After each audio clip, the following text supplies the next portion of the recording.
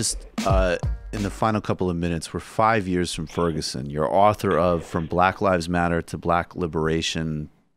What's your sort of broad sense of where we are now relative to that journey? Well, I have a long, it's probably a 5,000-word piece coming out in Jacobin about 5 years since Ferguson. And it's a mixed picture, which I think is really the evolution of any social movement.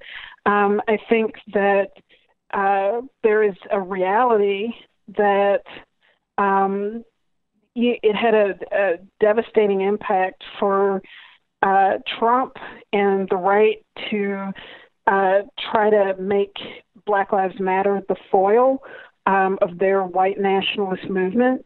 And then once in power, to harness that to the power of the state so that the FBI, concocts some ridiculous designation of Black identity extremists to use as a pretext to further surveil, harass, and intimidate Black Lives Matter activists.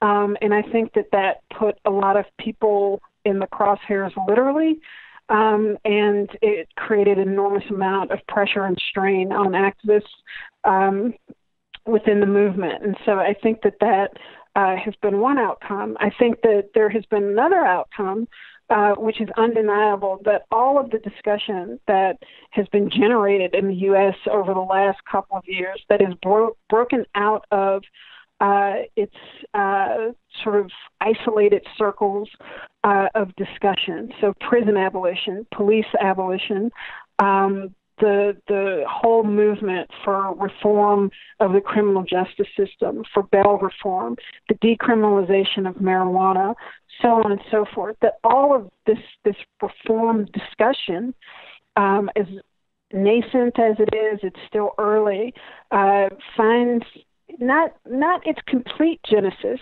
because these discussions have been happening for some time, but it took a mass movement to make them part of a much broader public discussion, which is difficult to imagine happening without the force of Black Lives Matter making it so.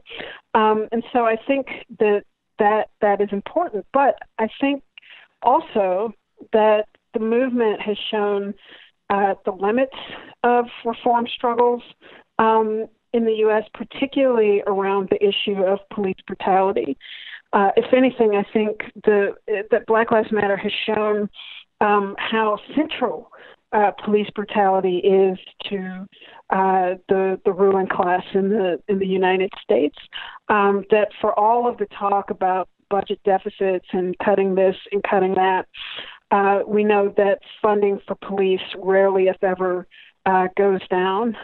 We know that brutal, violent policing is central to maintaining, quote unquote, law and order in a society that is quite disorderly when it comes to taking care of the needs of people. And so there are many, there are tens of billions of dollars are being spent to settle cases of police murder, police brutality, police harassment, while simultaneously public schools are being shut down, public hospitals are being closed. And that's the price of doing business.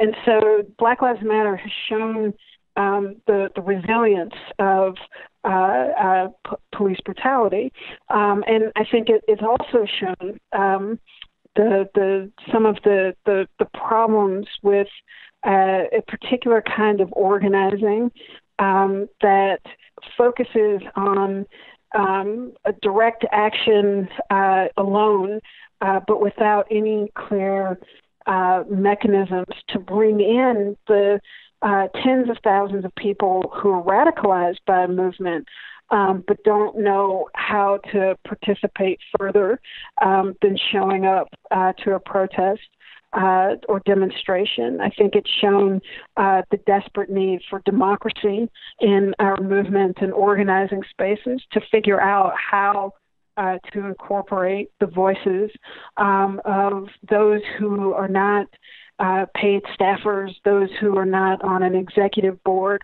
but those who are vested and interested in being part of a democratic mass movement.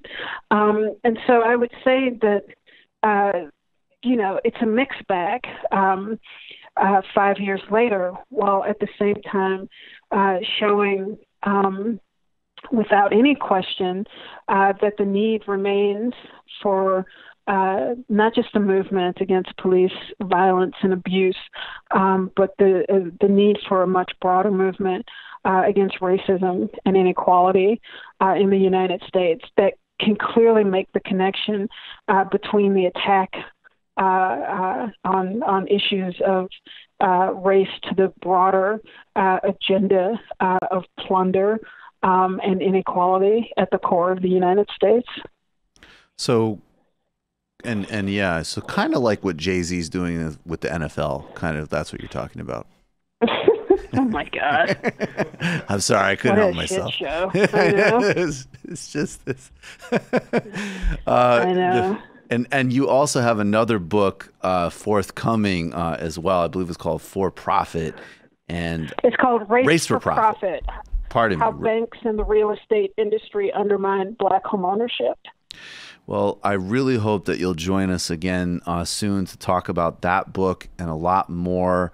Absolutely. I really, really appreciate your time. Honored to have you, Keeanga-Yamahtta Taylor. Thank you so much. Thank you. Take care. Take care. Bye. All right, folks. And seriously, read. You can read her work.